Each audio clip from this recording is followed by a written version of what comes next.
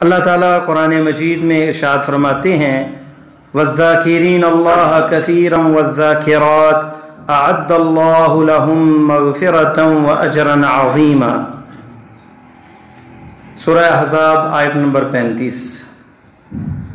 تو اللہ کا ذکر کثرت سے کرنے والے اور اللہ کا ذکر کثرت سے کرنے والی عورتیں اللہ تعالیٰ نے ان کے لیے مغفرت اور اجر عظیم کا وعدہ کیا ہے۔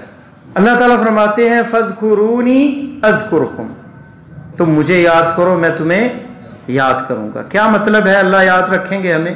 ہم اللہ کی جب یاد سے غافل نہیں ہوں گے تو اللہ تعالی ہمیں ان لمحات کے اندر یاد رکھیں گے جو مصائب اور پریشانیوں میں ہم ان لمحات کا سامنا کرتے ہیں۔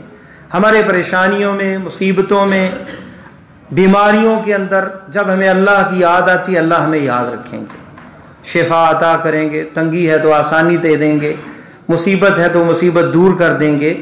تو اللہ فرماتے ہیں فَاذْكُرُونِي أَذْكُرْكُمْ وَاشْكُرُوا لِي وَلَا تَكْفُرُونَ، اور میرا شکر بجا لاؤ اور کفر نہ کرو، نہ شکری نہ کرو۔ اگر یہ صرف یہی کام اتنا ہی کافی ہوتا کہ اللہ ہمیں یاد کریں گے، اگر ہم اللہ کو یاد کریں گے تو یہ بہت بڑی شرف کی بات ہے۔ ابی ابن کعب رضی اللہ تعالیٰ عنہ کی ایک حدیث ہے کہ نبی کریم صلی اللہ علیہ وسلم نے انہیں کہا کہ مجھے قرآن سناؤ۔ ابی ابن کعب کہنے لگے کہ اے نبی اللہ، آپ پر قرآن نازل ہوا اور میں آپ کو سناؤں؟ فرمایا مجھے اللہ تعالیٰ نے کہا، مجھے اللہ تعالیٰ نے کہا کہ ابی سے قرآن سنیں۔ ابی کیا کہتے ہیں؟ ابن کعب رضی اللہ تعالی عنہ کہتے اسمان اللہ، کیا اللہ نے میرا نام لے کے کہا؟ کہا ہاں، اللہ نے تمہارا نام لے کے کہا کہ اس سے قرآن سنو۔ تو آپ رونے لگ گئے کہ میں ابی کون اور اللہ میرا نام لے؟ وہ احکم الحاکمین، وہ بادشاہوں کا بادشاہ، پوری کائنات کو چلانے والا، میری کیا اوقات ہے کہ میرا وہ رب نام لے اور پیارے مصطفیٰ کو کہے کہ ان سے قرآن سنیں؟ تو ذکر کے اندر یہ شرف ہی کافی ہے کہ اللہ ہمیں یاد رکھے اگر ہم اللہ کو یاد رکھیں۔ شیخ الاسلام ابن تیمیہ کہتے ہیں دل کے لیے ذکر اسی طرح ہے جیسے مچھلی کے لیے پانی ہے۔ مچھلی پانی سے نکل جائے تو کیا ہوگا؟ موت واقع ہو جائے گی۔ جس دل میں اللہ کا ذکر نہیں اور وہ ذکر سے غافل ہے دل، وہ دل مردہ ہو جاتا ہے، وہ دل مر جاتا ہے، اسے وہ لذت شناسائی نہیں حاصل ہوتی، اللہ کی محبت کی لذت، پیارے مصطفیٰ صلی اللہ علیہ وسلم سے محبت کی وہ لذت، وہ چاشنی محسوس نہیں کرتا۔ یہ جو مواعظ اور یہ ذکر کی مجلسیں ہوتی ہیں جس میں اللہ اور اللہ کے رسول کا نام لیا جاتا ہے، اس میں وہ تنگ ہو جاتا ہے، اسے لذت نہیں آتی۔ جس سے محبت ہوتی ہے، حبیب کا ذکر جہاں ہو وہاں لذت آتی ہے۔ آپ کو کسی سے محبت ہو جائے، آپ گھنٹوں اس کے پاس بیٹھے رہیں، آپ کو وقت کا احساس ہی نہیں ہوتا، کیونکہ آپ کو اس سے محبت ہے، ایک تعلق ہے دل کا۔ اسی طرح جس سے اللہ سے محبت ہو جائے اور اس کے رسول سے محبت ہو جائے، جہاں ان کا تذکرہ ہوگا وہ تھکتا ہی نہیں، وہ کہتا ہے کہ کاش زندگی اسی طرح گزر جائے ان کے تذکرے کے ساتھ۔ تو یہ ہے وہ ذکر، یہ ہے وہ یاد اللہ کی۔ ابن تیمیہ نے یہ الفاظ کہے، اور ابن عون رحمہ اللہ کہتے ہیں ذکر الناس دا، لوگوں کا ذکر کرنا مجلسوں میں۔ ہماری مجلسوں میں یہ عام ہو چکا ہے، فلاں کیسا ہے، فلاں ایسا ہے، فلاں بڑا متکبر ہے، فلاں کے اندر بڑا غرور ہے، فلاں ریا والا ہے، فلاں یہ کرتا ہے، باتیں ہی لوگوں کی کرتے ہیں۔ فرمایا یہ بیماری ہے۔ وَذِكْرُ اللَّهِ دَوَاءٌ، اور اللہ کا ذکر جو ہے یہ دوا ہے۔ جو اللہ کے ذکر سے اپنے آپ کو جو ہے مشغول کر لیتا ہے وہ لوگوں کے ذکر سے مستغنی ہو جاتا ہے، بے پرواہ ہو جاتا ہے، اسے ضرورت نہیں ہوتی کہ فلاں کیا کر رہا ہے، فلاں کیا کر رہا ہے، اسے تو اپنا معاملہ دیکھنا ہے اللہ کے ساتھ۔ یحییٰ ابن معاذ کہا کرتے تھے حادث القلوب بذکر اللہ فإنها سریعۃ الغفلہ، اللہ کی یاد دلوں میں رہنی چاہیے، یہ بڑی جلدی غافل ہو جاتے ہیں۔ فاللسان لا بد له ان يتكلم، زبان لازمی ہے کہ گفتگو کرے، یا تو وہ خیر کے ساتھ بولے گی یا پھر شر کے ساتھ، یا مباح کے ساتھ یا حرام کے ساتھ. تو بندے کو یہ سوچنا چاہیے کہ وہ اپنی زبان کو کس طرف لگاتا ہے. اور اللہ تعالیٰ قرآن میں فرماتے ہیں، سورہ کہف ہے آیت نمبر 28، وَلَا تُطِعْ مَنْ أَغْفَلْنَا قَلْبَهُ عَنْ ذِكْرِنَا وَاتَّبَعَ هَوَاهُ وَكَانَ أَمْرُهُ فُرُطًا. اس کی پیروی نہ کریں، اس کی اتباع نہ کریں. من اغفلنا قلبہ، جس کے دل کو ہم نے غافل کر دیا. یہ سزا ہے، دل کا غافل ہو جانا اللہ تعالیٰ سے، یہ رب کی طرف سے سزا ہے. یہ ذہن میں رکھیں، یہ میں نہیں کہ ہم اللہ کو یاد نہیں کرتے، یہ اللہ کی طرف سے سزا کا وہ بندہ جو ہے معتوب ہے، سزا یافتہ ہے کہ اللہ نے اسے توفیق نہیں دی اپنے ذکر کی. فرمایا واتبع ہوا، اور اپنی ہوائے نفسیانی کی وہ پیروی کرتا ہے. وَكَانَ أَمْرُهُ فُرُطًا، اس کا معاملے سارے ہی الٹے ہیں. جسے کہتے ہیں نا ایک منٹ میں تولا اور ایک منٹ میں جو ہے وہ ماشا، وہ صورتحال ہوتی ہے کہ افراط و تفریط کا شکار ہوتا ہے. اپنی عائلی زندگی میں، معاشرتی زندگی میں، اپنے ریلیشن کے اندر، معاملات کے اندر، کاروباری معاملات میں لوگ حیران ہوتے ہیں کہ بندہ یہ ہے کیا. کیونکہ زندگی اور دلوں کی زندگی اور انسانی زندگی بہترین کیسے ہوگی؟ اللہ کی یاد کے ساتھ، اللہ کے ساتھ تعلق کے ساتھ. وَلَا تُطِعْ مَنْ أَغْفَلْنَا قَلْبَهُ عَنْ ذِكْرِنَا، ان کی پیروی نہ کریں جن کے دلوں کو ہم نے غافل کر دیا اپنے ذکر سے، اور وہ اپنے خواہش نفسیانی کی پیروی کرتے ہیں، اپنی خواہشات کی پیروی کرتے ہیں. جب اللہ کی جتنی معرفت مضبوط ہوتی ہے اتنا ہی ذکر بندہ زبان پہ زیادہ اس کا کرتا ہے. اور سب سے افضل نوع جو ہے ذکر کی وہ کیا ہے؟ قرآن کا پڑھنا، تدبر کے ساتھ، فہم کے ساتھ. عثمان ابن عفان رضی اللہ تعالیٰ عنہ کہتے ہیں لو طہرت قلوبنا لما شبعت من کلام اللہ، اگر ہمارے دل پاک ہو جائیں تو اللہ کے کلام سے کبھی سیر نہ ہو، تھکے ہی نہ ہم، پیٹ ہی نہ ہمارا، جیسے پیٹ بھر جاتا ہے نا تو ہماری روح بھرے ہی نہ اس سے کہ ہم پڑھتے ہی رہیں. اور یہ عثمان ابن عفان رضی اللہ تعالی عنہ، یہ خلیفہ راشد، کتنی دفعہ قرآن کتنے دنوں میں ختم کرتے تھے؟ 3 دنوں میں.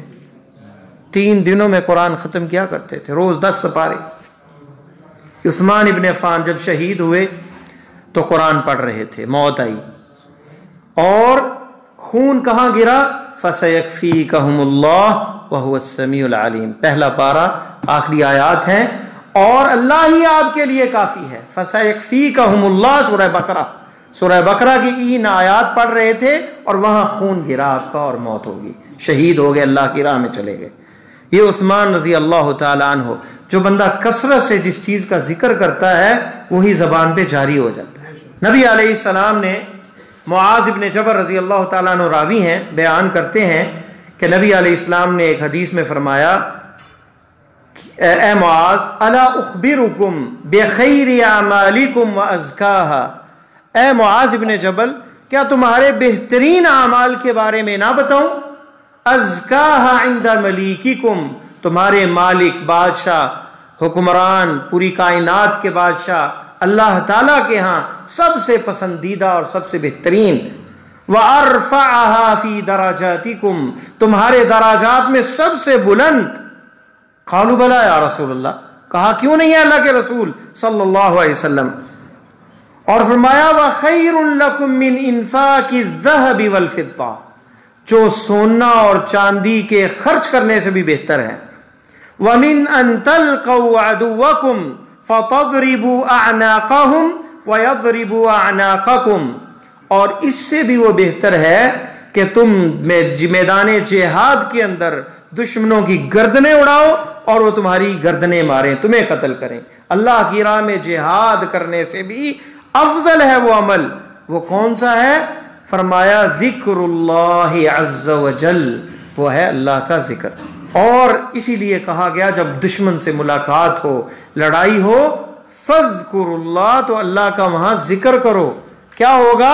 اللہ تمہیں ثابت قدمی عطا کرے گا، استقامت دے گا، کیونکہ یہ ساری چیزیں اللہ کے ذکر کو قائم کرنے کے لیے ہیں.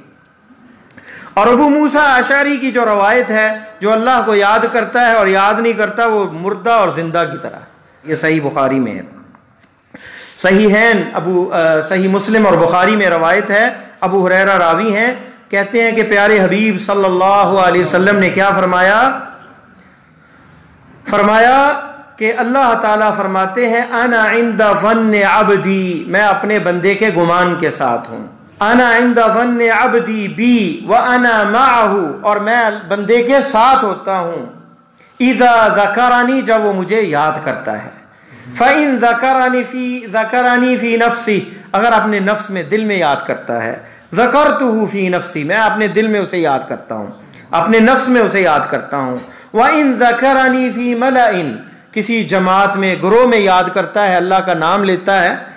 ذکرتہ فی ملأ خیر منہم، میں ایسے گروہ میں یاد ذکر کرتا ہوں اس کا جو اس سے بہتر ہیں. اور وہ کون ہے؟ فرشتے ہیں، اللہ کی جماعت ہے، اللہ تعالیٰ کے برگزیدہ بندے ہیں. فرشتے جو ہیں یہ بھی بندے ہیں، اللہ کے تابع دار ہیں. وَإِن تَقَرَّبَ إِلَيَّ شِبْرًا، وہ ایک ہاتھ میری طرف بڑھتا ہے، قربت پاتا ہے. تَقَرَّبْتُ إِلَيْهِ ذِرَاعًا، میں ایک بالشت اس کے قریب ہوتا ہوں. وَإِن تَقَرَّبَ إِلَيَّ ذِرَاعًا، اور اگر وہ ایک بالشت قریب ہوتا ہے، تَقَرَّبْتُ مِنْهُ بَاعًا، میں پورا بازو یعنی ایک بالش سے بھی زیادہ اس کے قریب ہوتا ہوں. وَإِذَا آتَانِي يَمْشِي، پیدل وہ چل کے آتا ہے. أَتَيْتُهُ هَرْوَلَةً، میں تیز چل کے آتا ہوں اس کی طرف. تو اللہ تعالیٰ تو اتنے عظیم ہیں.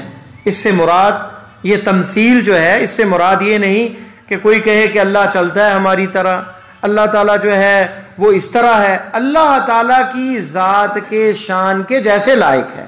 مراد اس سے یہ ہے کہ اللہ قرب، جو بندہ اللہ کے قریب ہوتا ہے اللہ تعالیٰ اس سے بھی زیادہ اس کے قریب ہوتے ہیں. والذین جاہدوا فینا، جو ہمارے رستوں میں محنتیں کرتے ہیں اللہ تعالیٰ ان کے لیے رستے کھول دیتے ہیں. لنہدینہم سبلنا، ہم اپنے رستے ان کے لیے واہ کر دیتے ہیں. تو اس حدیث کے اندر دیکھیں اللہ تعالیٰ کتنا، جو بندہ اللہ کو یاد کرتا ہے اور بندے کو اللہ یاد کرتے ہیں. ہر چیز کی جلا ہے، ہر چیز کی پالش ہے، اور دلوں کی پالش جو ہے وہ اللہ کا ذکر ہے. یہ ابو درداء رضی اللہ تعالیٰ عنہ کا قول ہے. اور دلوں کو جو ہے زنگ لگ جاتا ہے جیسا کہ لوہے کو زنگ لگ جاتا ہے. اللہ تعالیٰ نے ذکر کی جو ہے قسمیں ہیں. اللہ تعالیٰ نے اللہ تعالیٰ کے نام، اس کی صفات، اس کی ثنا، اور اللہ تعالیٰ مبرہ ہیں ہر عیب سے، اور جو اللہ تعالیٰ کی ذات کے لائق ہے ویسے اللہ کی توصیف بیان کرنا، یہ ایک ذکر ہے. جیسے ہم کہتے ہیں سبحان اللہ عدد خلقہ، پاک ہے اللہ تعالیٰ اپنی مخلوق کی تعداد کے. عدد خلقہ، اللہ کی جو مخلوق ہے اتنی تعداد میں ہم کہہ دیتے ہیں سبحان اللہ، اللہ میرا پاک ہے ہر عیب سے، ہر نقص سے. تو یہ ہے ثنا. اور دوسری قسم ہے اللہ تعالیٰ کے احکام، اس کے اسماء، اس کے صفات، اور اس کے بارے میں کہنا کہ اللہ تعالیٰ اپنے بندوں کی باتیں سنتے ہیں، یعنی اللہ سمیع ہیں، اللہ بصیر ہیں، دیکھتے ہیں. اللہ کے جو افعال ہیں ان پہ یقین رکھنا اور ان کی تصدیق کرنا بغیر تحریف کے، بغیر تعطیل کے اور بغیر تعویل کے. جیسے مثلا سورہ ملک میں ہے تبارک الذی بیدہ الملک، پاک ہے وہ اللہ جس کے ہاتھ میں بادشاہی ہے. کچھ لوگ یہاں تعویل کر دیتے ہیں، اللہ کے ہاتھ سے مراد قبضہ اور قدرت ہے، اللہ کی قدرت میں جو ہے ملک ہے، ہاتھ وہ تعویل کر دیتے ہیں. حالانکہ حدیث میں آتا ہے اللہ کے دو ہاتھ ہیں، کلتا یدیہ یمین، اللہ کے دونوں ہاتھ دائیں ہیں، بایاں ہاتھ نہیں ہے. اور اللہ تعالیٰ کا ہاتھ کیسا ہے؟ ہماری طرح نہیں، جیسے اللہ کی شان کے لائق ہے، مخلوق کی طرح نہیں. لیس کمثلہ شیء، اللہ کی مثل کوئی چیز نہیں ہے. تو اللہ کی حمد، اللہ کی ثنا اور اللہ کی مجد بیان کرنا جو سورہ فاتحہ میں موجود ہے۔ بندہ کہتا ہے الحمدللہ رب العالمین، ساری تعریفیں اللہ کے لیے ہے جو پوری کائنات کو پالنے والا ہے۔ تو اللہ تعالیٰ کیا کہتے ہیں؟ مجدنی عبدی، میرے رب، میرے بندے نے میری عظمت بیان کی۔ الرحمن الرحیم، بڑا مہربان اور نہایت رحم والا ہے۔ تو اللہ کیا کہتے ہیں؟ اثنا علی عبدی، میرے بندے نے میری تعریف بیان کی۔ تو یہ اللہ تعالیٰ کی تعریف ہے، یعنی نماز کے اندر بھی ہم اللہ کو یاد کرتے ہیں، اللہ کی تعریف کرتے ہیں، لیکن ذکر وہی فائدہ دیتا ہے جو مفہوم کے ساتھ، اس کے معانی کے ساتھ، زبان کے ساتھ، دل کی حضوری کے ساتھ، دل کہیں اور غافل نہ ہو، اس کے ساتھ کیا جائے تو اس کا فائدہ ہوتا ہے۔ کتنے لوگ ہیں ہاتھ میں تسبیح ہوتی ہے اور وہ جناب ذکر کر رہے ہیں جناب، اور باتیں بھی کر رہے ہیں، ادھر ادھر دیکھ بھی رہے ہیں، توجہ کہیں اور ہے، تسبیح چل رہی ہے۔ دیکھیں ایک دعا ہے نبی علیہ السلام نے سکھائی کہ جب ہم بیدار ہوں، جاگیں تو کیا پڑھیں؟ الحمدللہ الذی رد علی روحی، اللہ کا شکر ہے، تعریفیں اسی کی ہیں جس نے میری روح کو واپس لوٹایا۔ وعافانی فی بدنی، اور میرے بدن کو عافیت دی، کوئی بیماری نہیں لایا کوئی۔ کتنے لوگ سوتے ہیں صبح اٹھتے ہیں پیرالائز ہو گیا، فالج ہو گیا، جس سے ہم حرکت نہیں کر رہا، یہ بیماری لگ گئی۔ یہ شکر اللہ تعالیٰ کا کر رہا ہے۔ عافانی فی بدنی وَأَذِنَ لِي بِذِكْرِهِ، اور اپنا ذکر کرنے کی مجھے اجازت دی، کیونکہ اللہ کی اذن کے بغیر ہم ذکر کر سکتے ہیں؟ نہیں کر سکتے۔ یہ وہی آیت کی طرف جو ہم نے پڑھی تھی کہ وَلَا تُطِعْ مَنْ أَغْفَلْنَا قَلْبَهُ، ان کی پیروی نہ کریں جن کے دلوں کو ہم نے غافل کر دیا اپنے ذکر سے۔ تو اللہ کی اذن کے بغیر ذکر بھی نہیں ہوتا، ذکر بھی اللہ کی اذن چاہیے۔ اس لیے آپ نے معاذ ابن جبل رضی اللہ تعالیٰ عنہ کو کیا کہا؟ یا معاذ انی احبک، اے معاذ مجھے آپ سے محبت ہے، 3 دفعہ فرمایا، اور پھر فرمایا کہ ہر نماز کے بعد یہ کلمات کہتے ہوئے انہیں نہ چھوڑنا، دبر کل صلاۃ، ہر نماز کے آخر میں کیا وہ کلمات تھے؟ رب اعنی علی ذکرک و شکرک و حسن عبادتک۔ بہت سے افراد پڑھتے ہیں ہم میں سے، لیکن انہیں معنی کا ہی نہیں پتا، رٹا ہوا ہے اور مطلب کا پتہ ہی نہیں۔ اے میرے رب میری مدد فرما، اعنی میری مدد فرما، علی ذکرک تیرا ذکر کرنے میں، وعلی شکرک اور تیرا شکر ادا کرنے میں، وعلی حسن عبادتک اور تیری عبادت بہترین طریقے سے کرنے میں ہماری اے اللہ میری مدد فرما۔ یہ کسے کہا؟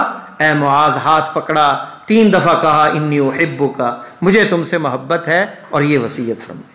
کتنی پیاری وصیت ہے۔ اور یہ کون ہے؟ معاذ ابن جبل، فقیہ ہیں۔ اندازہ کریں صحابہ کی تربیت آپ کیسے کرتے تھے۔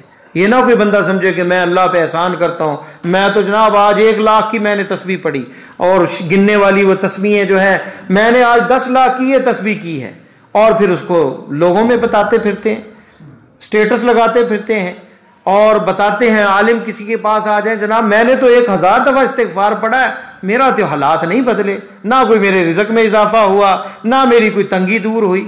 ہم تو یہ ذکر کرتے ہی اپنی دنیا داری کے لیے، اللہ کے لیے ذکر کریں تو پھر دیکھیں برکات۔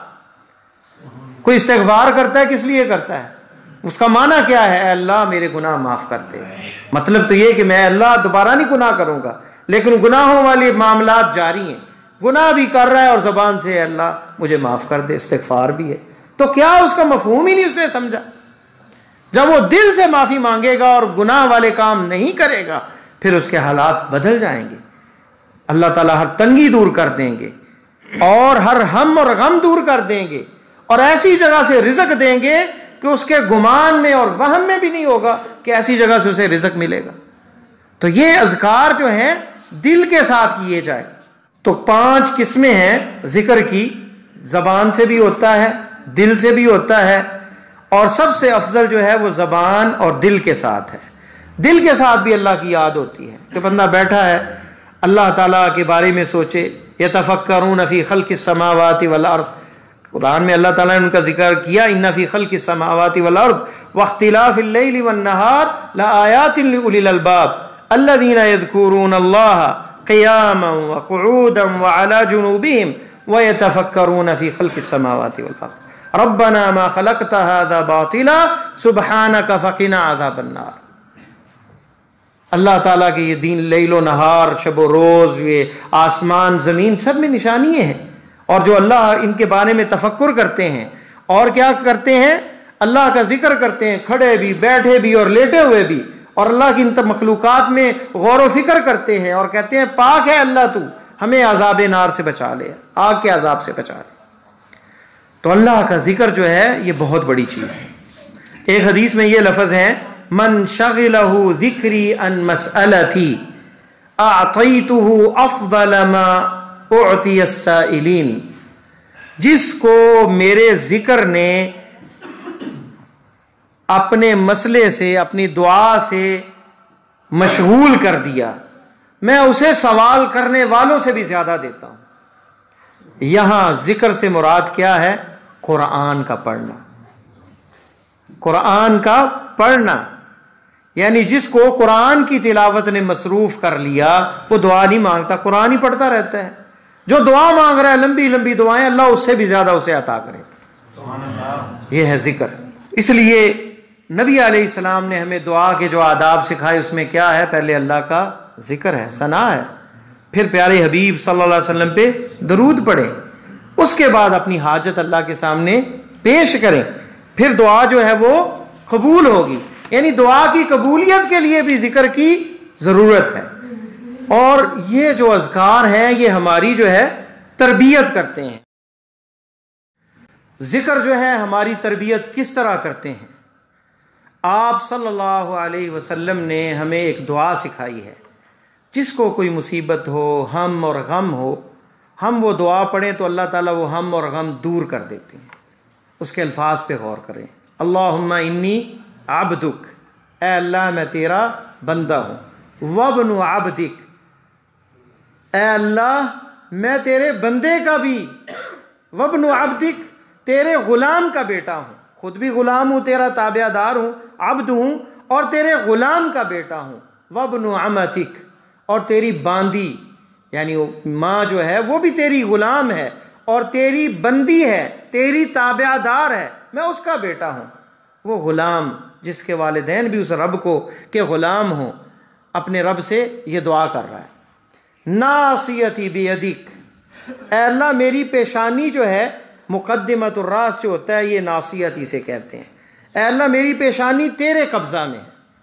آپ نے دیکھا گھوڑے کو ہم نے پکڑا ہوتا ہے، اس کی لجام ہوتی ہے، اس کی لگام ہوتی ہے، جہاں وہ لے کے جاتا ہے وہیں جاتا ہے۔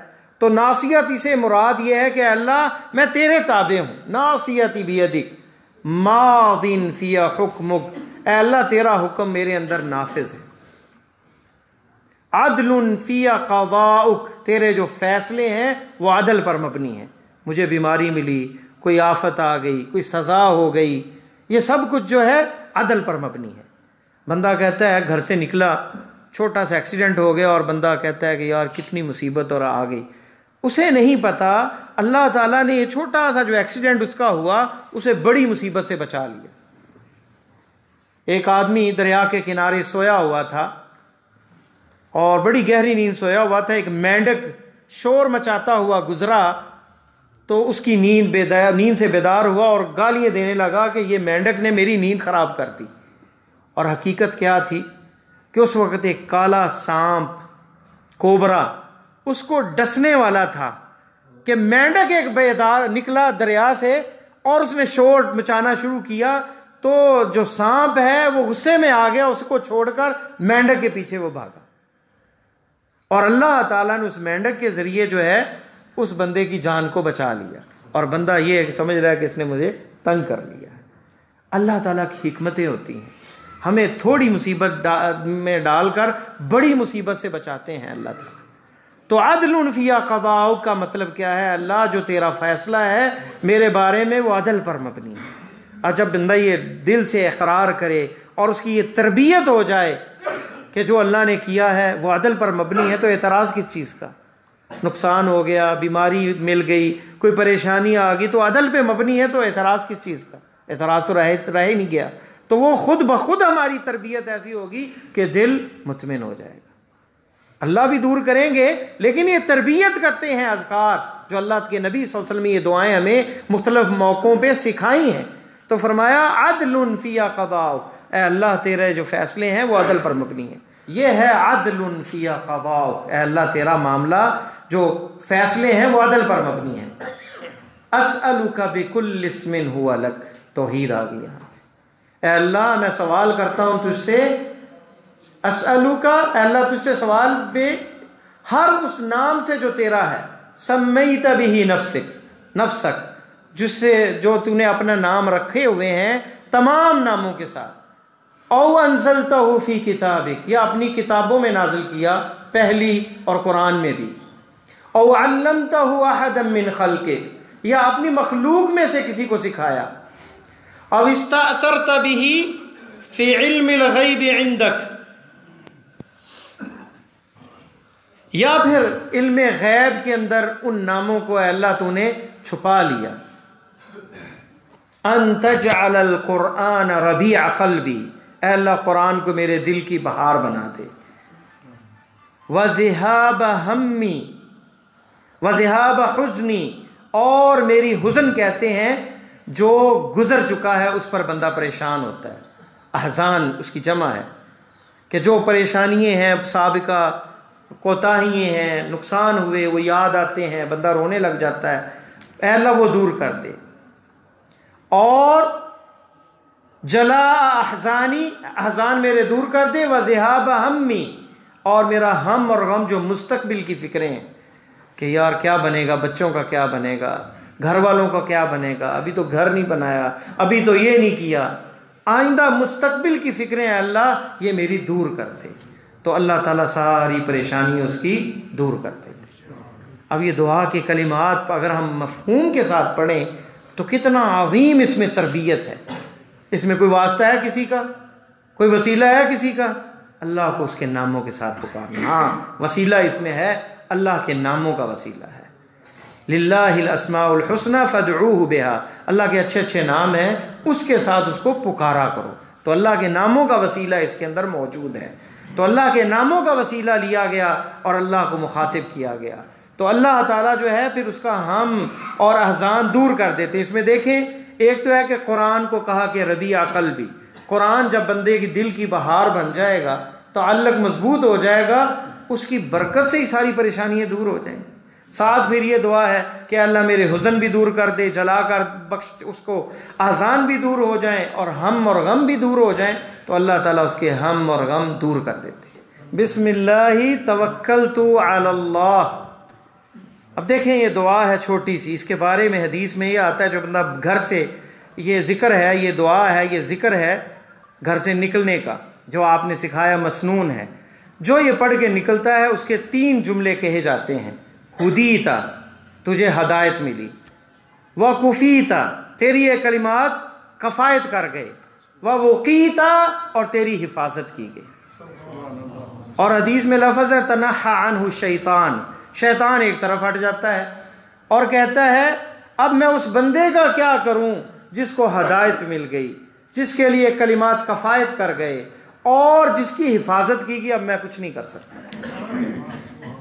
اور یہ کتنی ضرورت ہے ہمیں بچوں کو، بڑوں کو، کہ یہ دعا یاد ہو، جب بھی گھر سے نکلیں یہ پڑھیں. فتنوں کا دور ہے، آزمائشیں ہیں، مصیبتیں ہیں. آپ نے فرمایا ایسا دور آئے گا صبح بندہ مومن ہوگا، شام کو کافر ہو، نعوذ باللہ. رات مومن ہے، صبح کافر ہوگا. ایسے فتنے. تو یہ دعا سے بندہ اللہ کی حفاظت میں آ گیا. کرونا وائرس ہے، ڈینگی کا مسئلہ ہے، تو اللہ کی جب حفاظت میں آ جائے گا بندہ تو اللہ اس کی حفاظت کریں گے. اللہ سے بڑا ہے کوئی محافظ؟ کس کس کو یاد ہوئی؟ میرا خیال سب کو یاد ہوگی. بسم اللہ توکلت علی اللہ ولا حول ولا قوت الا باللہ. اب اس کی ہم ذرا مفہوم سمجھیں تو ہمیں سمجھ آئے گی. بسم اللہ اللہ کا نام ہے اور اللہ کا نام برکت والا ہے. جس چیز پہ نام لے دیا جائے اس میں برکت پڑ جاتی ہے. اللہ کا نام برکت والا ہے، اس سے بڑا نام نہیں ہے. ہر کام میں برکت ہو جاتی ہے. توکلت علی اللہ کیا ہے؟ اللہ پر بھروسہ، اللہ پر اعتماد. لا حول ولا قوت الا باللہ اس کی تفسیر ہے، توکلت علی اللہ کی تفسیر ہے، اے اللہ میری قوتیں، میری تدبیریں، میرے باڈی گارڈ، میرے ملینز پیسے اور میں کروڑ پتی اگر ہوں اور میرے اتنے نوکر چاکر ہیں، صحت بہت زیادہ ہے، امیونٹی سسٹم بڑا مضبوط ہے، سب کچھ ہے، یہ کچھ بھی نہیں، اپنی نفی ہے۔ مٹا دے اپنی ہستی کو اگر کچھ مرتبہ چاہیے کہ دانہ خاک میں مل کر گل و گلزار ہوتا ہے، یہ اپنی ذات کی نفی ہے، اپنی ذات کی نفی ہے اور اللہ پر اعتماد ہے۔ ہمیں قدم قدم پر اللہ پر اعتماد اور بھروسے کی ضرورت ہے۔ اپنا کاروبار شروع کریں، اپنے ریلیشن سیٹ کریں، اپنی دوست بنانے کے لیے، ہر کام کے لیے قدم قدم پر اللہ پر اعتماد کی ضرورت ہے، اس پر بھروسے کی ضرورت ہے۔ تو لا حول ولا قوت الا باللہ اس کی تفسیر ہے۔ اب توکلت علی اللہ پہ بات کرتے ہیں۔ صحیح بخاری کے اندر حدیث ہے کہ نبی علیہ السلام نے فرمایا کہ 70,000 بندے جنت میں جائیں گے بغیر حساب کتاب کے۔ صحابہ بڑے حیران کہ ایسے بندے، نہ حساب نہ کتاب، بندہ روتا ہے کیا بنے گا۔ عمر رضی اللہ تعالی عنہ جیسے جلیل القدر صحابی، خلیفۃ امیر المومنین عمر ابن الخطاب، جن کے بارے میں فرمایا میرے بعد اگر کوئی نبی ہوتا تو عمر ہوتے۔ کتنی دفعہ قرآن نے ان کی رائے کے مطابق قرآن نازل ہوا۔ یہ عمر کہتے ہیں موت کے وقت لا علی ولا علیہ، کاش برابر کا معاملہ ہو جائے اور میں اللہ کے عذاب سے بچ جاؤں۔ تو اتنا حساب کا ڈر، اور یہ 70,000 جنت میں بغیر حساب کے جا رہے ہیں۔ عکاشہ ابن محصن فزاری اٹھے، کہا ادعو اللہ ان اکون منہم، اے نبی اللہ دعا کریں اللہ مجھے ان میں سے کر دے۔ فرمایا انت منہم، اے عکاشہ تم انہی میں سے ہو۔ تھوڑی دیر بعد ایک اور اٹھا، وہ کہنے لگا کہ میرے لیے دعا کریں۔ فرمایا سبقک بہا، عکاشہ سبقت لے گیا۔ تو نیکی کے کام میں آگے بڑھنا چاہیے، جلدی کرنی چاہیے، سوچتے نہیں رہنا چاہیے کہ میں سوچتا رہوں، کرتا رہوں اور پھر دیکھتا رہوں، نہیں۔ تو فرمایا صحابہ کرام آپس میں باتیں کر رہے ہیں، شاید اہل توحید ہیں یہ لوگ، توحید والے لوگ ہیں جنہوں نے کبھی شرک نہیں کیا، جو 70,000 جنت میں جائیں گے۔ کچھ کہنے لگے یہ ہجرت والے ہوں گے، یا وہ ہیں جو اسلام قبول شروع سے انہوں نے جاہلیت کا دور نہیں دیکھا۔ آپ گھر سے نکلے اور آپ نے ان کی وضاحت کی۔ فرمایا ہم الذین لا یسترقون، یہ وہ لوگ ہیں جو دم نہیں کروائیں گے۔ دم کروانا جائز ہے لیکن مقام ان کا اعلیٰ ہے۔ یہ ان لوگوں میں جو کرتے ہیں، کرواتے نہیں دم، کیونکہ اللہ پر بھروسہ کرنے والے ہیں۔ ولا یکتمون، آگ سے علاج نہیں کروائیں گے۔ جائز ہے کئی کے ذریعے پچنے لگانا، آگ سے علاج جائز ہے لیکن ان کا مقام اعلیٰ ہے۔ ولا یتطیرون، بدشگونی نہیں کریں گے۔ بدشگونی کیا ہے؟ بدشگونی یہ ہے کہ نئی گاڑی خریدی، نظر نہ لگ جائے، کالا کپڑا باندھ دو اس پہ، پرانا جوتا باندھ دو جی اس پہ۔ آپ نے دیکھا ہوگا نئے رکشے، نئی کاریں، اس کے اوپر کیا کیا ہوتا ہے؟ اس کے ساتھ جو ہے پرانے جوتے اور پرانے کالے رنگ کا کپڑا باندھا ہوتا ہے۔ کیا ہے؟ نظر بد نہ لگ جائے۔ نیا گھر بنایا، الٹی ہنڈیا اس کے اوپر رکھ دی، یہ بدشگونی ہے۔ ان چیزوں سے بدشگونی ہے کہ رستے سے کالی بلی نے رستہ کاٹا، اب میں سفر پہ نہیں جاؤں گا، اب یہ اچھا نہیں، کوئی چیز اور ہوگی۔ بدشگونی کی بہت سی شکلیں ہیں۔ ولا یتطیرون، تطیر اس لیے کہا کہ جاہلیت کے دور میں دائیں جانب سے پرندہ جاتا تو کہتے یا طیر خیر، یہ خیر کا پرندہ ہے، نکل جاتے۔ اگر الٹی طرف سے رستہ کاٹتا تو کہتے ہیں کہ اب یہ خطرناک ہے، واپس لوٹ جاتے۔ تو اسلام نے اس کی نفی کی، نہ یہ پرندے، نہ سفر کا مہینہ، نہ محرم کے مہینے میں شادی نہ کرنا، سفر کے مہینے میں نحوست والا مہینہ شادی نہ کرو، یہ کچھ بھی نہیں ہے اسلام میں۔ سارے اللہ کے دن ہیں، رمضان میں شادی کرو، محرم میں کرو، سفر میں کرو، کوئی منع نہیں ہے۔ یہ بدشگونی نہیں کرتے۔ وَعَلَىٰ رَبِّهِمْ يَتَوَكَّلُونَ، یہ اللہ پر بھروسہ کرتے ہیں۔ یہ ہے اس حدیث کے اندر شاہد کہ یہ ساری چیزوں کی نفی کر کے کہا وَعَلَىٰ رَبِّهِمْ يَتَوَكَّلُونَ، رب پہ بھروسہ ہے کہ حفاظت رب کرنے والا ہے۔ یہ جوتا پرانا حفاظت نہیں کرے گا، یہ کالا کپڑا حفاظت نہیں کرے گا، یہ ہنڈیا حفاظت نہیں کرے گی۔ حفاظت کون کرے گا؟ اللہ تعالیٰ۔ اب لا حول ولا قوت الا باللہ، جس کی تفسیر ہے اس کے بارے میں، اس کلمے کے بارے میں کیا فضیلت آئی ہے۔ ابو موسیٰ اشعری راوی ہیں، صحیح بخاری کے لفظ ہیں۔ آپ نے صحابہ سے مخاطب ہو کے کہا الا اخبرکم بکنز من کنوز الجنہ، کیا میں جنت کے خزانوں میں سے خزانے کے بارے میں نہ بتاؤں؟ صحابہ نے کہا کیوں نہیں ہے نبی اللہ؟ تو پیارے حبیب صلی اللہ علیہ وسلم نے کیا ارشاد فرمایا، کون سے کلمات کہے؟ فرمایا قل لا حول ولا قوت الا باللہ. یہ لا حول ولا قوت الا باللہ جنت کے خزانوں میں سے ایک خزانہ ہے. ان تمام چیزوں کے اثرات کب ہوتے ہیں؟ جب دل سے اور زبان سے دونوں ملے ہوں اور مفہوم کا پتہ ہو، محبت سے ادا کیے ہوں. پھر دیکھیں زندگیاں کیسے بدلتی ہیں. ابن قیم کہتے ہیں اور ابن تیمیہ، شیخ الاسلام ابن تیمیہ، جب دروازے بند ہو جاتے، پریشانی آ جاتی، کسی مسئلے کی سمجھ نہ آتی، تو لا حول ولا قوت الا باللہ کا کثرت سے ورد کرتے تو اللہ تعالیٰ وہ پریشانی اور وہ دروازے کھول دیتے. عوف ابن مالک الاشجعی رضی اللہ تعالیٰ عنہ کا واقعہ امام عماد الدین ابن کثیر رحمہ اللہ نے اپنی تفسیر القرآن العظیم میں ابن کثیر میں ذکر کیا، اور ابن ابی حاتم نے اپنی تفسیر میں ذکر کیا ہے. یہ روایت ضعیف ہے سند کے اعتبار سے، لیکن کیونکہ لا حول ولا قوت الا باللہ کی عظمت اور اس کی فضیلت ثابت ہے، اس لیے استئناساً انہوں نے اس واقعے کو ذکر کیا. ان کا بیٹا مالک جو ہے ایک میدان جہاد میں کسی لڑائی کے اندر قیدی بنا لیے جاتے ہیں، اور یہ میاں بیوی اپنے اللہ کے نبی صلی اللہ علیہ وسلم کے پاس آتے ہیں اور آ کر کہتے ہیں اے نبی اللہ، ہمارا بیٹا مالک وہ دشمن کے پاس ہے، ہمیں ہمارے لیے دعا کریں یا ہمیں کوئی ایسی چیز بتائیں کہ ہم دونوں اس کا ورد کریں. فرمایا کہ لا حول ولا قوت الا باللہ.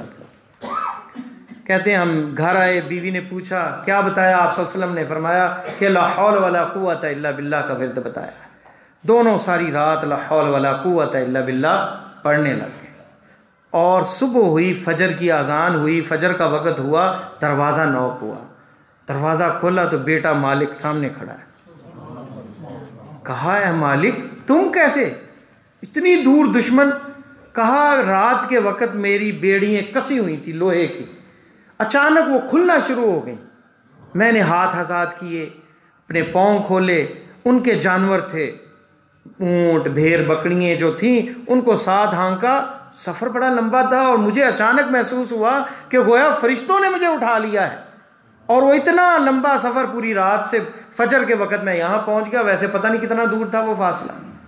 یہ اگرچہ سندن ضعیف ہے لیکن اس میں لا حول ولا قوت الا باللہ کا تذکرہ ہے. تو یہ ہے اللہ پر بھروسہ، یہ اللہ پر توکل، یہ ہے وہ توحید کہ ہر چیز کی نفی کرنے والا وہ ہے، نفع دینے والی ذات وہ ہے. یہ اذکار ہمیں موحد بناتے ہیں، توحید والا، اللہ پر بھروسہ کرنے والے. یہ اذکار، یہ ان کی فضیلت صرف ورد نہیں ہے، یہ ہماری تربیت بھی کرتے ہیں، اس سے ہماری تربیت بھی ہوتی ہے. نبی علیہ السلام نے، آپ دیکھیں سبحان اللہ ہم کہتے ہیں، ایک حدیث میں آتا ہے کہ الحمدللہ تملأ المیزان، صحیح مسلم کی روایت ہے، الحمدللہ سے میزان اللہ کا بھر جاتا ہے. سبحان اللہ والحمدللہ تملأ آن ما بین السماوات والارض. زمین و آسمان کی کتنی بلندیاں، آسمان کی اور زمین کی کتنی وسعتیں، ان دونوں کو بھر دیتی ہیں اجر سے سبحان اللہ اور الحمدللہ کہنے سے. جنت میں ایک درخت لگتا ہے، 500 سال گھوڑ سوار اس کے نیچے بھاگے، اس کا سایہ ختم نہیں ہوتا. اور یہ وہ سبحان اللہ جو ہے اور الحمدللہ اور اللہ اکبر، یہ سارے جنت میں درخت لگتے ہیں. جیسا کہ حدیث میں آتا ہے ابراہیم علیہ السلام نے نبی علیہ السلام سے جب ملاقات ہوئی اسراء اور معراج کے موقع پہ، فرمایا کہ جنت کی زمین بڑی زرخیز ہے، اپنی امت کو سلام پہنچائیں اور کہیں اس میں کھیتی باڑی کریں، اور اس کے درخت ان کلمات سے لگتے ہیں. اور سبحان اللہ یہ وہ کلمہ ہے جس سے تمام مخلوق کو رزق ملتا ہے. وَإِن مِّن شَيْءٍ إِلَّا يُسَبِّحُ بِحَمْدِ رَبِّهِ. جتنی بھی کائنات میں چیزیں ہیں وہ اللہ کی تسبیح بیان کرتی ہیں. سبحان اللہ وہ عبادت ہے جس میں پوری کائنات شریک ہے. چرند پرند درخت ہر چیز کائنات کے اندر جو ہے وہ اللہ کی تسبیح بیان کرتی ہے. وَلَكِنْ لَا تَفْقَهُونَ تَسْبِيحَهُمْ. ہمیں ان کی سمجھ نہیں آتی. یہ پرند چرند ہر چیز اللہ کی تسبیح بیان کرتی ہے. تو سبحان اللہ سے اللہ کا رزق ملتا ہے. اس لیے صحیح بخاری کی حدیث جو لائے امام بخاری، آپ نے کیا فرمایا؟ کہتے ہیں کلمتان حبیبتان الی الرحمن، دو ایسے کلمات ہیں رحمان کو بڑے پسند ہیں. ثقیلتان فی المیزان، میزان کے اندر بڑے بھاری ہیں. خفیفتان علی اللسان، زبان پر بڑے خفیف ہیں، ہلکے ہیں. کیا ہیں وہ کلمات؟ سبحان اللہ و بحمدہ، سبحان اللہ العظیم، پاک ہے میرا اللہ اپنی حمد کے ساتھ. سبحان اللہ العظیم، پاک ہے میرا اللہ جو عظمت والا ہے. پھر ایک اور کلمہ، ایک اور سید الاستغفار بتایا آپ نے. فرمایا کہ جو بندہ سید الاستغفار صبح پڑھ لے، شام کو موت آئے تو وہ جنتی ہے. رات کو پڑھا تو صبح سے پہلے موت آ گئی تو وہ جنت میں جائے گا. اللہم انت ربی لا الہ الا انت خلقتنی، اے اللہ تو میرا رب ہے اور میں تیرا بندہ ہوں. تو نے مجھے پیدا کیا، تیرے علاوہ کوئی معبود پر حق نہیں. ابوء بذنبی، اے اللہ میں اپنے گناہوں کا اعتراف کرتا ہوں. ابوء لک بنعمتی، اور تیری نعمتوں کا اعتراف کرتا ہوں کہ جتنی بھی نعمتیں ہیں تیری طرف سے ہیں. ابوء بذنبی وابوء لک بنعمتک علی، اللہم انت ربی لا الہ الا انت خلقتنی انی عبدک و انی علی عہدک، میں تیرا بندہ ہوں، تیرے عہد پر ہوں. مستطاعت، جتنی میری استطاعت ہے. ابوء لک بذنبی و ابوء بنعمتک علی فانہ لا یغفر الذنوب الا انت، گناہوں کو معاف کرنے والا تیرے علاوہ کوئی نہیں. جو یہ پڑھ لے، صبح پڑھا تو شام سے پہلے موت آ گئی تو وہ جنتیوں میں سے ہے. شام کو پڑھا تو صبح ہونے سے پہلے موت آئی تو وہ اہل جنت میں سے. تو یہ جو چیزیں ہیں ان کو ہمیں یاد کرنا چاہیے. اور الذین آمنوا وتطمئن قلوبهم بذکر اللہ، الا بذکر اللہ تطمئن القلوب. اور اللہ تعالیٰ کیا فرماتے ہیں کہ اللہ تعالیٰ ذکر کے ساتھ دلوں کو اطمینان دیتے ہیں. تو دلوں کو جو اطمینان ملتا ہے وہ ذکر سے ملتا ہے. فرمایا استحوذ علیہم الشیطان فانساہم ذکر اللہ، شیطان ان کے اوپر غالب آ گیا اور اس نے اللہ کا ذکر جو ہے بھلا دیا. اولئک حزب الشیطان، یہ شیطانوں کی جماعت ہے. الا ان حزب الشیطان هم الخاسرون، خبردار جو شیطانوں کی جماعت ہے وہی خسارے والے ہیں. تو دیکھ لیں اس آیت کے اندر کیا فرمایا، جو اللہ کے ذکر سے غافل ہے اس پر شیطان قبضہ کر چکا ہے، وہ شیطان کے قبضے میں ہے، وہ حزب الشیطان میں سے ہے. اور نبی علیہ السلام کے ایک صحابی کہتے ہیں، عبداللہ ابن بصر کہتے ہیں، نبی اللہ ان شرائع الاسلام قد کثرت علیہ، اسلام کے بہت سے دروازے ہیں، بہت سی شریعت ہیں، یہ پڑھو وہ پڑھو اور یہ کہو اور یہ نمازیں پڑھو روزے رکھو، مجھے ایسا بات بتائیں فانبئنی منہا بما اتشبث بہ، ایسی بات بتائیں کہ مضبوطی سے پکڑ لوں، میں اس کو چھوڑوں نہ. قال لا يزال لسانك رطبا من ذکر اللہ عز وجل، اپنی زبان کو اللہ کے ذکر سے تر رکھو. تو اس سے دلوں کی زندگی ہے. دعائیں بڑی ہیں، اذکار بڑے ہیں، ہر ایک کے فوائد ہیں، اور سب سے افضل ذکر کون سا ہے؟ لا الہ الا اللہ. علامہ ذہبی رحمہ اللہ نے امام ابن تیمیہ کا ایک قول نقل کیا ہے آخر قیامت کے اندر، اور یہ حدیث کے لفظ ہیں، اس حدیث کے تحت ان کا کلام ہے. ابن تیمیہ نے رجوع کر لیا کس چیز سے؟ جس پر بھی تکفیر کا حکم لگایا، جس کو بھی کافر کہا اسے رجوع کر لیا. اگر وہ کلمہ گو ہے، لا الہ الا اللہ پڑھنے والا ہے، اور اگر میں نے اسے کافر کہا ہے تو اس سے میں رجوع کرتا ہوں. علامہ ذہبی نے یہ ذکر کیا. کیوں؟ کہ حدیث کے یہ لفظ ہیں کہ قیامت کے قریب ایک ایسا گروہ رہ جائے گا، ہر چیز ختم ہو جائے گی، صرف لا الہ الا اللہ پڑھیں گے.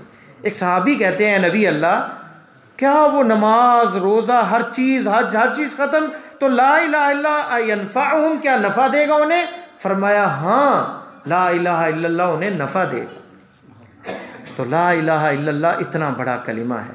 انہیں کیوں یہ نفع دے گا؟ کیونکہ بھول گئے، علم ختم ہو گیا، ہر چیز اٹھا لی گئی. اب بندہ جتنا علم ہے اس کے مطابق اس سے سوال کیا جائے گا. لیکن یہ ہے کہ جب نماز کا پتہ ہو پھر بندہ نہ چھوڑے تو اس کا مواخذہ ہوگا، اس کی جو ہے پکڑ ہوگی. اس لیے جہالت جو ہے وہ اللہ کے ہاں معتبر ہے. کہ بندے کو اسی چیز کا مکلف ہے جس کا علم ہے، اور جاہل بندہ جس معاملے میں ہے اور جس کو وہ حقیقت سمجھ کے کر رہا ہے، اللہ تعالیٰ ہو سکتا ہے درگزر کرے۔ جیسے بخاری کے اندر ایک حدیث میں آتا ہے، ایک بندے نے کہا کہ جب میں مر جاؤں تو مجھے جلا دینا، میری راہ کو ہواؤں میں اڑا دینا۔ اللہ تعالیٰ نے اس بندے کو سامنے کھڑا کر لیا۔ بخاری کے یہ لفظ ہیں۔ اللہ کہیں گے تم نے ایسا کیوں کیا؟ فرمایا اللہ میں تجھ سے ڈر گیا تھا، گناہ اتنے کیے تھے۔ حالانکہ یہ آپ کے علم میں ہونا چاہیے۔ کفر ہے کہ جو بندہ یہ سمجھے کہ اللہ دوبارہ مجھے اٹھا نہیں سکتا، اگر دفن ہوتا تو اسے ڈر تھا کہ اللہ کے سامنے جواب نہیں دے سکوں گا، اس لیے کہا کہ مجھے جلاؤ اور میری راہ کو ہواؤں میں اڑا دو کہ اللہ کے سامنے کھڑا نہ ہو سکوں۔ اللہ اس چیز پہ بھی قادر ہیں، اس لیے اس کی ہوا کو حکم ملا، ہواؤں کو حکم ملا، اس کی راہ کی کٹی ہوئی اسے کھڑا کر لیا اور پوچھا، کہا کہ اللہ تیرے ڈر کی وجہ سے، اور اللہ نے اسے معاف کر دیا۔ حالانکہ یہ کفر ہے کہ یہ یقین سمجھنا، یہ عقیدہ رکھنا کہ اللہ تعالیٰ مجھے کھڑا نہیں کر سکتے اس مرنے کے بعد۔ اللہ نے اس کو صرف اس وجہ سے کہ اللہ کے ڈر کی وجہ سے یہ کیا تھا تو معاف کر دیا۔ اس لیے عذر جو ہے اللہ تعالیٰ قبول کرتے ہیں۔ اس لیے ہمیں اللہ نہیں بننا چاہیے کہ فلاں جنتی ہے، فلاں جہنمی ہے، فلاں تو بدعتی ہے، فلاں ایسا ہے۔ ہم تمام مسلمان ہیں، کلمہ گو ہیں، لا الہ الا اللہ پڑھنے والے۔ پیار سے دعوت دیں اس کو۔ آپ اگر کوئی غلطی سمجھتے ہیں، ہو سکتا ہے ہم بھی دعوت دینے والے غلط ہوں، اس لیے تو کہتے ہیں اہدنا الصراط المستقیم، اے اللہ سیدھا رستہ ہمیں دکھا۔ ہم پڑھ رہے ہیں نماز، قرآن پڑھتے ہیں، پھر بھی عالم ہے، جاہل ہے، علامہ ہے، وہ بھی کیا کہتا ہے؟ اہدنا الصراط المستقیم، اے اللہ سیدھا رستہ دکھا۔ ہر بندہ غلطی کر سکتا ہے، تو پیار سے دعوت کا کام کیا جائے، پیار سے اللہ کی طرف بلایا جائے، اللہ کے ذکر کی طرف بلایا جائے، اور اللہ کی طرف جو ماننے والے ہیں اور اللہ کی طرف بلانے والے ہیں وہ کیسے ہوتے ہیں؟ اللہ تعالیٰ نے قرآن میں ذکر کیا ہے، موسیٰ اور ہارون کو کہا فرعون کو دعوت دینی، جو کہتا تھا انا ربکم الاعلی، میں سب سے بڑا رب ہوں۔ کیا دعوت کا انداز؟ فرمایا قولا لہ قولا لینا، فرعون کو دعوت دینی کیا کہنا؟ نرم بات کرنا، لعلہ یتذکر او یخشی، شاید وہ نصیحت کو پکڑ لے اور ڈر جائے اور رجوع کر لے اور ایمان لے آئے۔ تو فرعون کو دعوت دیتے وقت اگر نرم لہجہ حکم ہوا ہارون اور موسیٰ علیہ السلام کو، تو میں اور آپ جو ہیں ہمیں نہیں کیا نرمی کا حکم؟ اللہ کے نبی صلی اللہ علیہ وسلم تو بڑے نرم تھے۔ آپ تو کہتے، قرآن نے کہہ دیا کہ اگر آپ سخت دل ہوتے تو لوگ دور چلے جاتے، لو کنت فظا غلیظ القلب لانفضوا من حولک، لوگ قریب نہ آتے۔ یہ جو اجتماع ہے آپ کے پاس، یہ نرم دلی کی وجہ سے ہے۔ آپ تو قریب کرنے والے تھے، ہم کیسے داعی بن گئے ہیں کہ لوگوں پہ فتوے لگائیں، لوگوں کو دور کریں دین سے؟ ہمیں تو قریب کرنا ہے، ہمیں تو اللہ کی طرف لے کے آنا ہے لوگوں کو۔ ہم تو اپنے فتووں سے لوگوں کو جو ہے بدزن کر دیتے ہیں۔ کبھی تکبر اور غرور میں نہ آئیں، نمازیں، تہجدیں، یہ قرآن کی تلاوت، اللہ کا ذکر، ایک لمحے میں اللہ تعالیٰ چاہے تو اسے ہباء منثورا کر دے۔ اس لیے کسی کا دل نہ دکھائیں، کسی کو پریشان نہ کریں، اللہ کی طرف بلائیں اور ہمیشہ اپنا سر جھکائے ہوئے رکھیں۔ اللہ سے دعا ہے کہ اللہ مجھے اور آپ کو قرآن و سنت پر عمل کرنے کی توفیق عطا فرمائے اور خاتمہ ایمان پہ کرے۔ سبحانک اللہم و بحمدک، اشہد ان لا الہ الا انت، استغفرک و اتوب الیک۔